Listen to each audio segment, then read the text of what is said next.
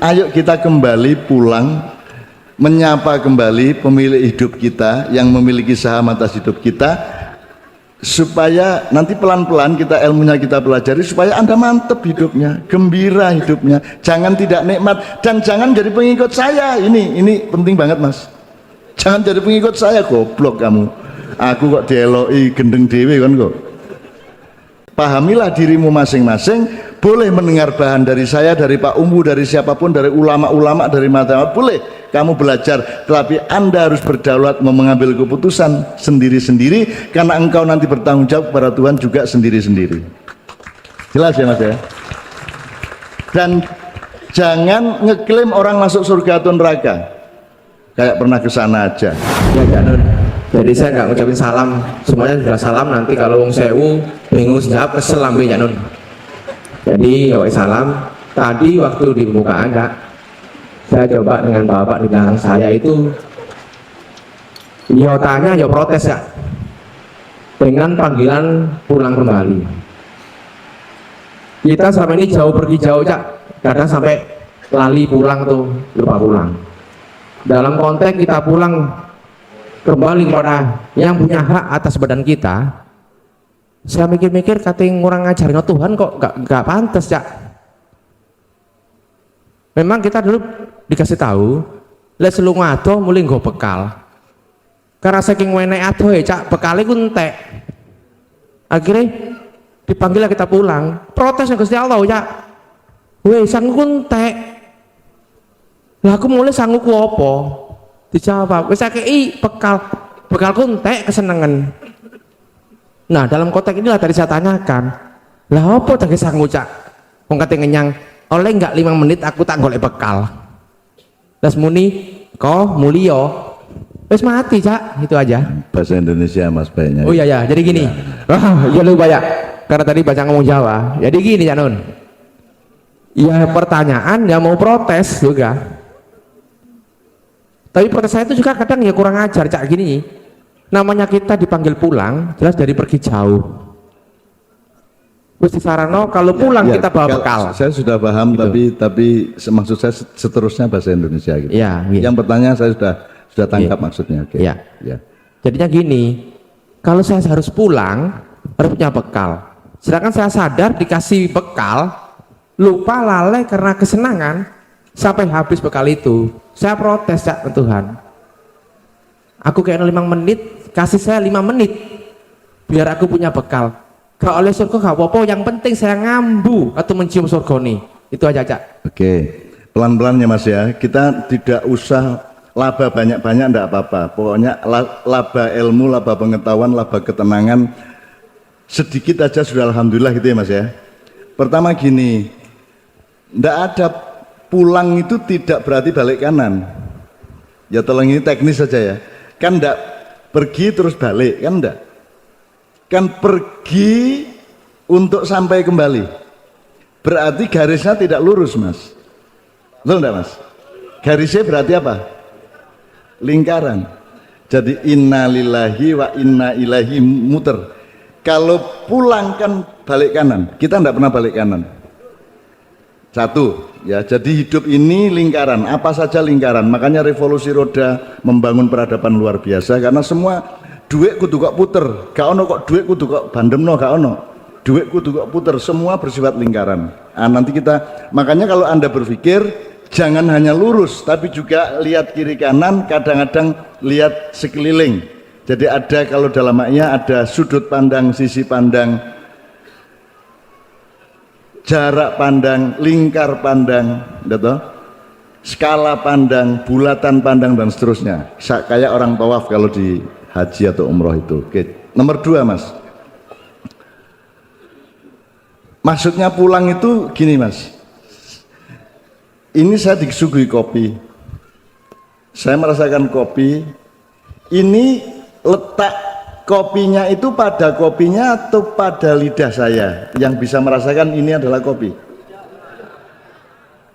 Tentu saja harus kopi juga tetap, tapi lebih utama mana lidah saya bisa merasakan kopi atau kopinya?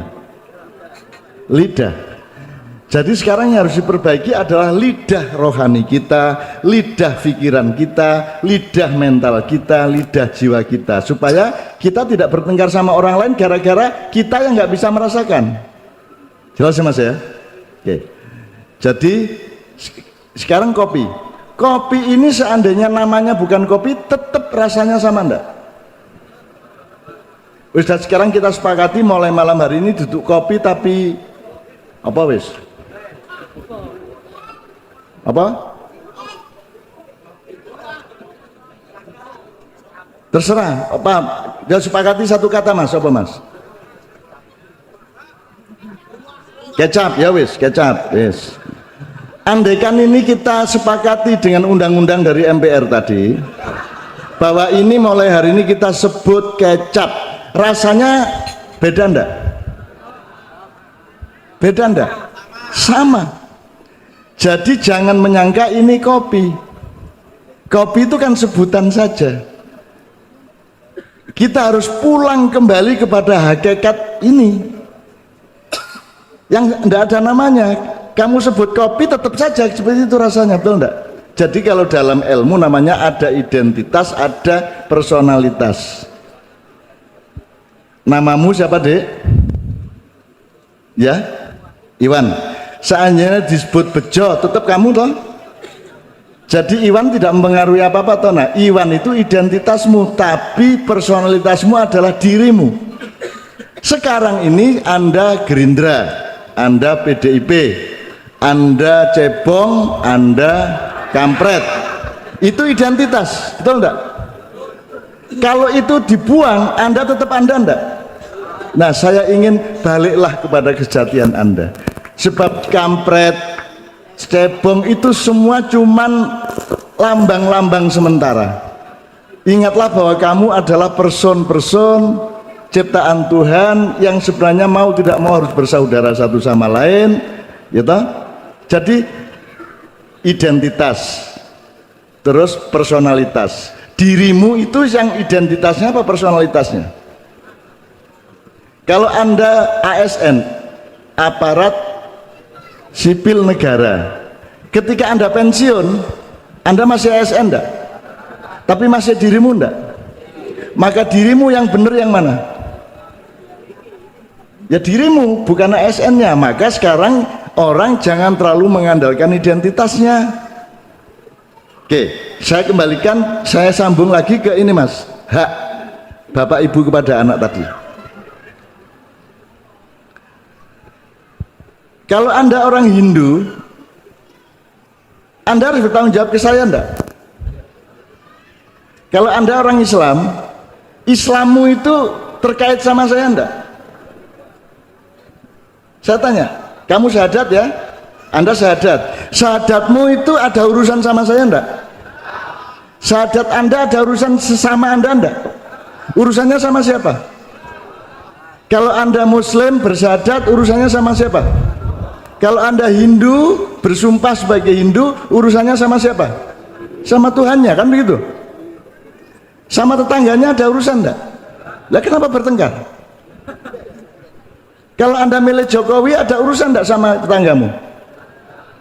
Lah sakarpe dek milih Jokowi ta Prabowo ta milih tengah-tengahnya. Sakarpe kono ya. Dan enggak usah mencari sampean milih sopo, enggak usah cari gitu. Gunanya kotak TPS itu Anda masuk itu karena kita berhak tidak ngasih tahu orang. Sebab kalau saya kasih tahu kamu sakit hati, kalau saya kasih tahu yang sana sakit hati, betul enggak? Maka dibikin kotak itu supaya kamu masuk ke sana, terserah mau nyoblos enggak nyoblos, nyoblos semua, nyoblos satu kok uyui sakarepmu. Gitu ya, betul enggak Mas? Oke. Jadi Mas, sekarang untuk apa kita bertengkar untuk soal identitas? Karena itu bukan urusan di antara kita. Nah, urusan antara manusia apa? Saya mohon izin kepada teman-teman yang non Islam, saya ingin memakai pengetahuan dari Islam.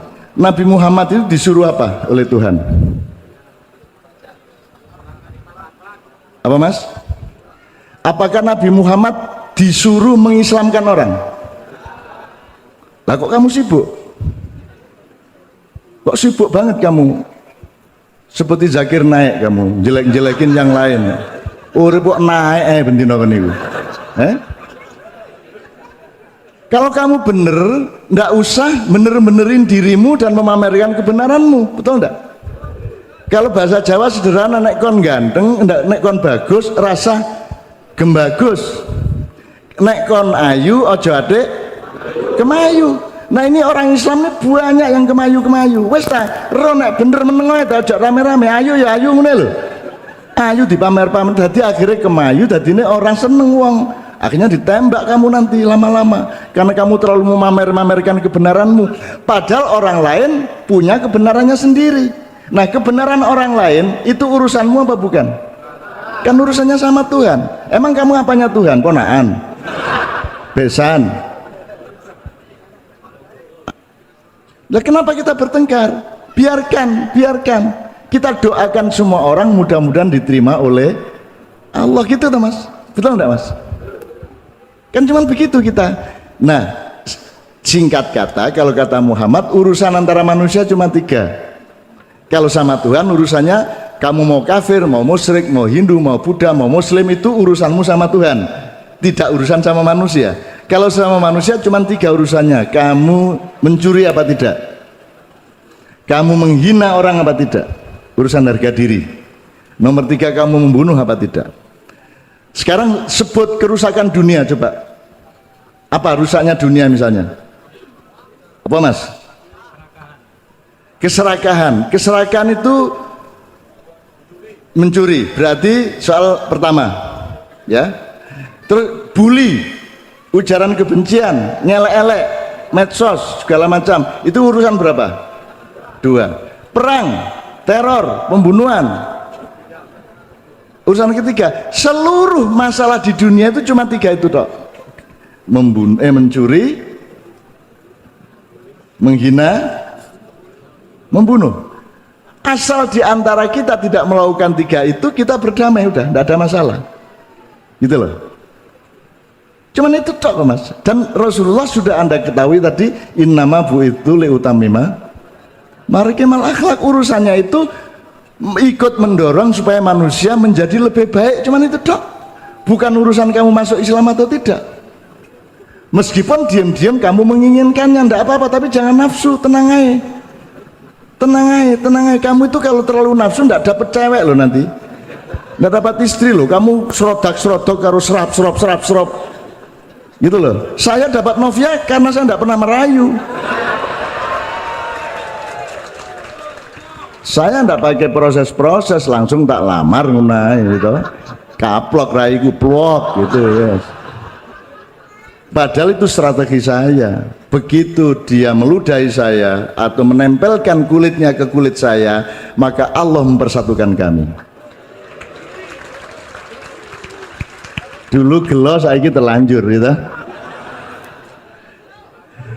Anda kalau bisnis terlalu mikir duit dan labamu dikit. Tapi kalau Anda berpikirnya itu berproduksi sebaik-baiknya, melayani secara total, selembut-lembutnya, maka pendapatmu akan lebih banyak. Karena energimu dihabiskan untuk pelayanan, untuk produksi yang sebaik-baiknya. Bukan mikir duitmu piro, bukan pikir badimu piro. Jangan cari laba. Jadilah orang yang melayani terus-menerus. Ini Pak David ini di sini memilih jadi pelayan di sini. Dia tidak mikir laba. Laba itu datang dengan sendirinya. Gitu Mas ya. Oke. Kira-kira ngono Mas. Jadi menurut saya tidak mungkin habis sanggup Anda. Loh, apanya yang habis? Jantung Anda, siapa yang merintah berdetak? Apakah otak memerintah jantung berdetak? Otak memerintahkan saraf bergerak, darah mengalir, tapi otak tidak memerintahkan jantung berdetak. Siapa yang pegang remote jantungmu? Nah, kenapa kamu tidak bergaul sama pemegang remote-nya? Kan begitu. Apakah hidup itu dijatah umur? Wah, ini umurnya 70 tahun, ini 80 tahun, ini Sunan Kalijaga 126 tahun. Bagaimana kalau umur itu adalah jatah jumlah detak jantung, saudara? Jadi kamu jangan terlalu sering lari-lari, terus jantungmu duk duk duk duk duk, itu malah mempercepat itu. Enggak, ini saya karena saya kalau lari sama Mbak Bia selalu kalah. Aku tak oleh alasan jika dikon melayu terus aku. Gitu. Ini Mas ya. Jadi ayo kita kembali pulang menyapa kembali pemilik hidup kita yang memiliki saham atas hidup kita, supaya nanti pelan-pelan kita ilmunya kita pelajari supaya Anda mantep hidupnya, gembira hidupnya, jangan tidak nikmat dan jangan jadi pengikut saya. Ini penting banget Mas. Jangan jadi pengikut saya, goblok kamu. Aku kok dieloi gendeng dewe kan kok. Karena burung jalak tidak bisa meniru burung merak, betul enggak? Karena ikan mujair tidak bisa menjadi pengikut dari ikan lele, kan begitu? Mujair adalah mujair, lele adalah lele. Pahamilah dirimu masing-masing.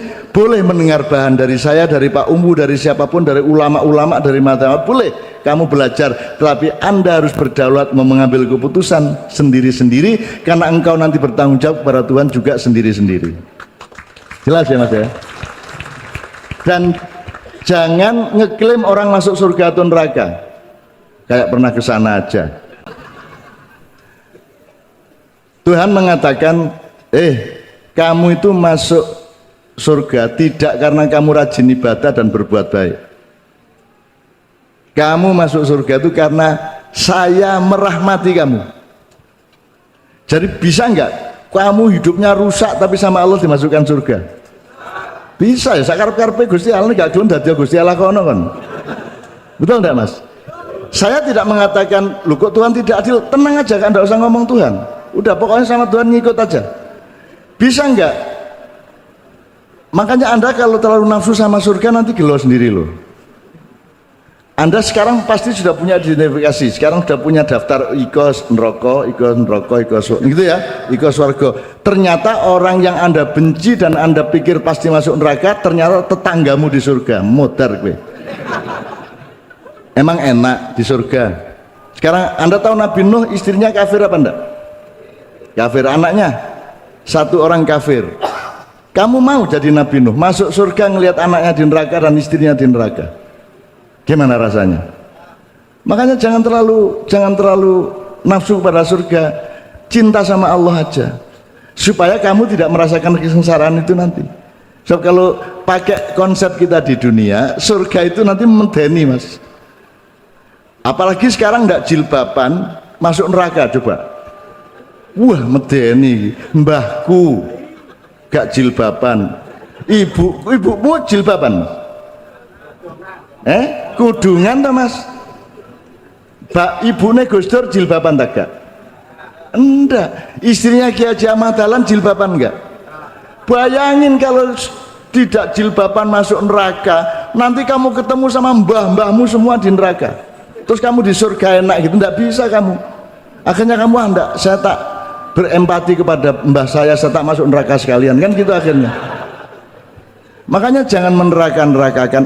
Kewajiban kita di antara sama manusia hanya 3. Kita jangan mencuri milik orang lain, jangan menghina harga diri orang lain, juga tidak boleh menganiaya harga dirimu sendiri, kemudian jangan membunuh satu sama lain. Maka acara ini adalah acara di mana kita menumbuhkan kemanusiaan yang sejati, gitu ya.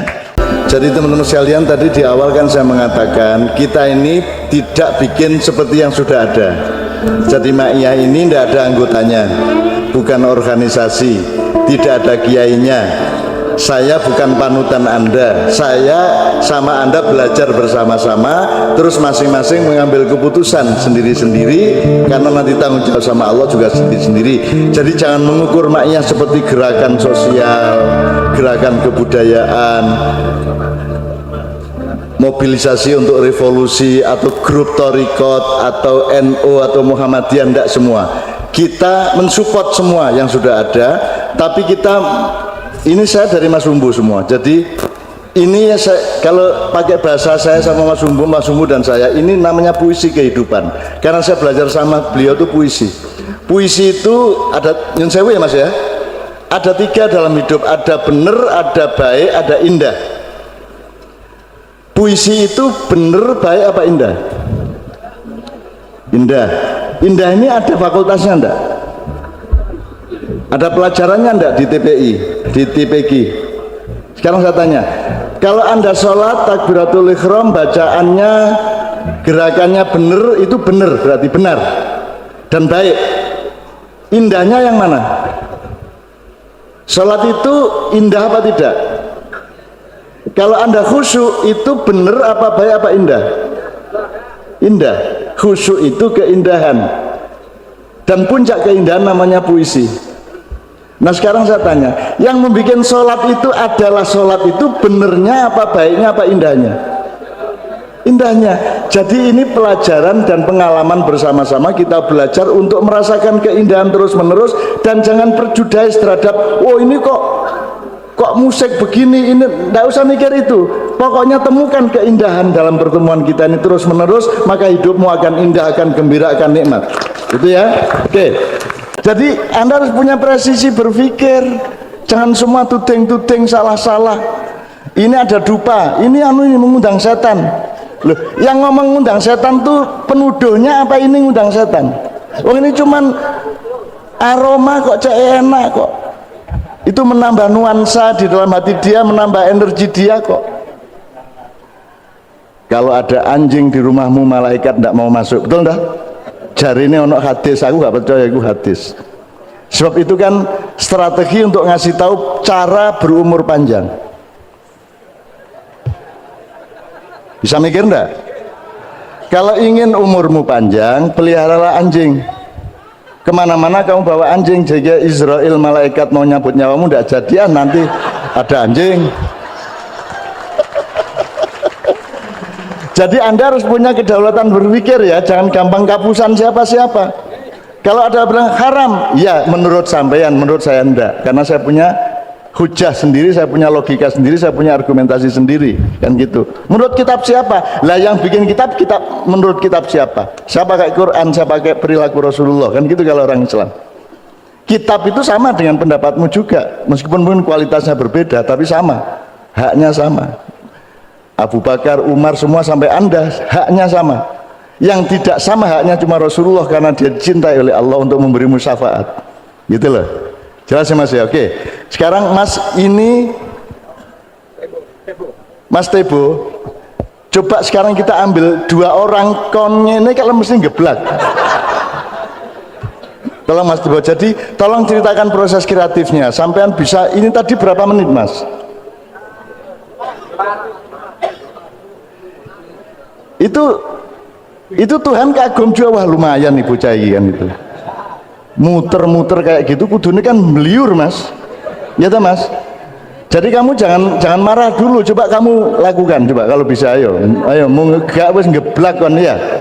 Ngeblak kon ya gitu. Jadi Mas Tibo tolong ceritain idenya gimana dulu kok bikin begini dan seterusnya, and what is the content of the poems, would you please explain ya.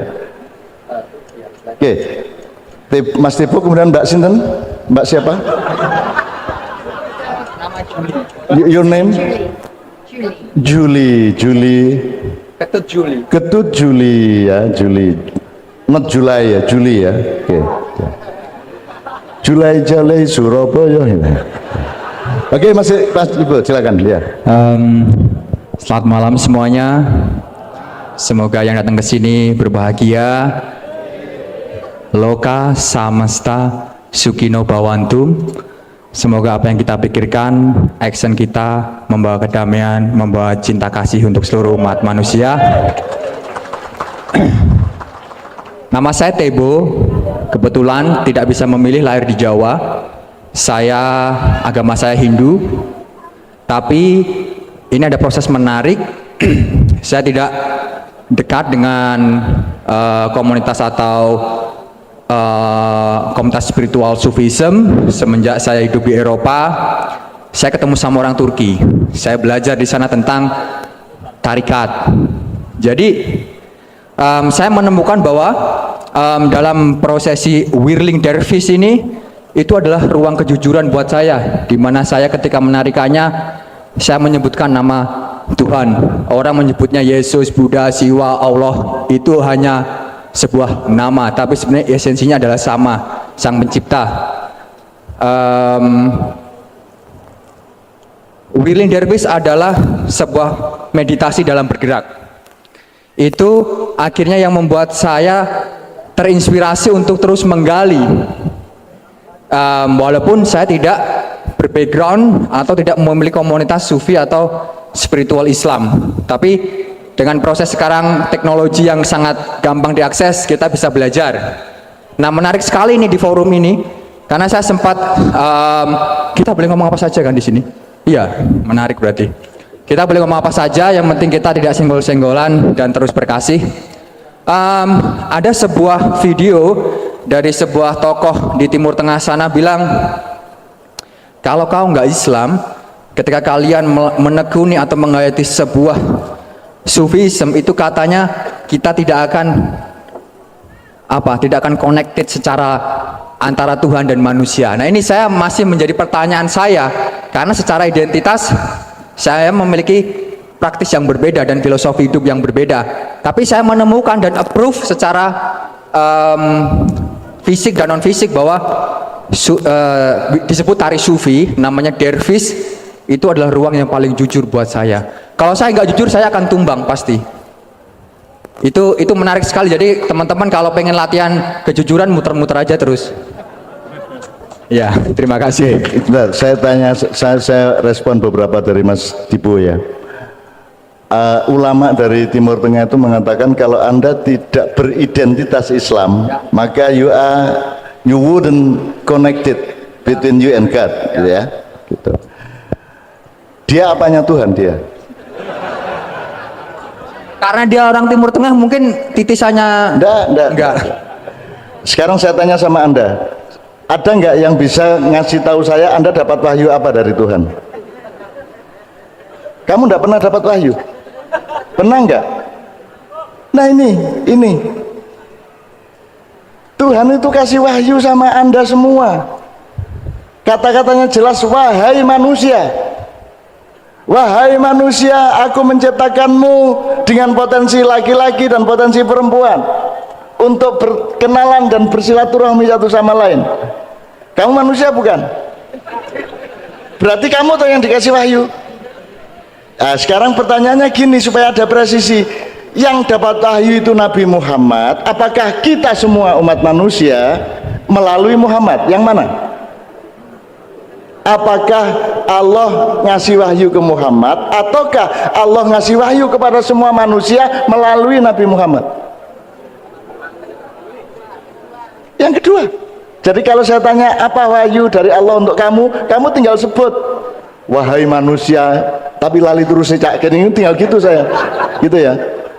Jadi wahyu itu untuk kita. God says to us through Muhammad. Terus dimanipulasi ini selama 14 abad, dimanipulasi. Jadi saya tidak punya urusan sama dia beragama apa. Saya urusannya sama dia adalah dia jujur, dia total, dia tidak nyakiti saya, dia tidak mencuri barang saya, kan begitu Mas. Terus saya juga gelisah kok dia tidak masuk Islam. Itu bukan hak saya untuk gelisah itu. Seandainya pun itu hak saya, itu karena saya mencintai dia, saya ingin dia diterima oleh Allah. Maka yang saya lakukan bukan meminta dia masuk Islam, yang saya lakukan adalah ya Allah, berilah dia hidayah. Kan begitu. Itu pun nggak boleh saya omongkan di depan dia aslinya. Betul enggak? Loh, ini untuk memberi contoh kepada Anda. Gitu loh Mas. Jadi doakan saja setiap orang, mudah-mudahan Tuhan menerima. Wong Tuhan sendiri mengatakan, wahai hambaku, kamu masuk surga itu tidak karena kamu beribadah, tapi karena rahmatku. Loh piye kowe? Loh, Anda tahu toh ada pelacur umur sudah hampir 40 di tengah padang pasir, haus, terus ada sumur agak kering, dia ambil air dari sepatunya, betul? Terus ada anjing datang melet-melet karena haus juga oleh si pelacur, kemudian dikasihkan air itu kepada anjing. Terus Allah bilang sama Jibril, Jibril itu mulia hatinya, dia kasih minum pada anjing, masukkan surga. Coba piye gue? Kamu mau protes sama Tuhan, mau demo? Jadi tahu caranya masuk surga, jadilah pelacur, terus pergi ke padang pasir, bikin dirimu haus, terus sepatumu, terus cari sumur terus bawa anjing, temenmu suruh bawa anjing kan gitu kan, gitu ya Mas ya. Loh, kalau kita berpikir secara orang sekarang kayak gitu, jadi Mas Tibio, itu bukan urusan saya Anda beridentitas apa, urusan saya adalah mensyukuri Anda menikmati rahmat Tuhan, Anda bertanggung jawab kepada Tuhan, Anda jujur, Anda melakukan kejujuran yang luar biasa, dan itulah tugasnya Muhammad, liutamima makarimal akhlak. Perkara dia masuk Islam atau tidak itu betul-betul Allah punya. Innaka la tahdi man ahbabta walakinallaha yahdi may yasha.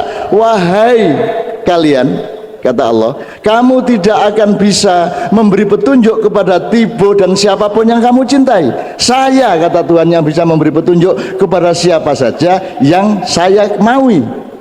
Diktator Allah, maha diktator, mau apa kamu? Nggak setuju pindah dari sini kamu. Kalau saya terima, saya Tuhan diktator kayak apapun saya terima, nikmatnya luar biasa. Jadi yang bisa saya lakukan kepada dia bukan mendakwai, wahai Tibo, qala Allah Ta'ala, enggak gitu saya. Yang saya lakukan adalah di dalam hati saya, ya Allah, cintailah Tibo, ya, berilah yang terbaik untuk dia di dunia maupun di akhirat. Kan gitu Mas, kan begitu. Itu cara mencintai manusia. Terus kamu benci sama orang yang tidak muslim identitasnya. Orang muslim meskipun koruptor tetap kamu anggap masuk surga. Lah Islamnya itu identitasnya apa kelakuannya? Ya kalau bisa identitasnya juga, gitu ya. Tapi kalau identitasnya ini kan kamu tidak bisa paksa, kan Allah mengatakan kamu tidak bisa memberi petunjuk kepada siapapun kok. Kata Allah gitu kok. Jadi Mas Tibo, Anda bebas menari di sini, Anda bebas berkreasi di sini, karena semua teman-teman maknya ini sudah terbiasa mencintai, mengapresiasi dan memberi empati kepada semua karya-karya siapapun saja. Now, Mbak Yuli, please explain a little bit, kalau ada yang bisa menerjemahkan, what is the content of the poem? The poem is my interpretation of what I see and what I experience and what I feel about Bali. So everything in there is somehow touches me about Bali, and I value Bali so highly, and that's one of the reasons maybe Tibo invited me to read a poem while he danced, and he also asked me to wear my kabaya to show respect, my respect to Bali. And thank you, Tibo. Understand. Thank everyone. Really, if I ask them understand, they answer 10. Don't worry, pokoknya ini beliau merasa menikmati Bali, dia tersentuh oleh Bali dan dia menguatkan kembali dengan melalui puisi kekaguman dia dan cinta dia dan rasa rasa takjub dia kepada ketersentuhan Bali itu. Tepuk tangan untuk beliau.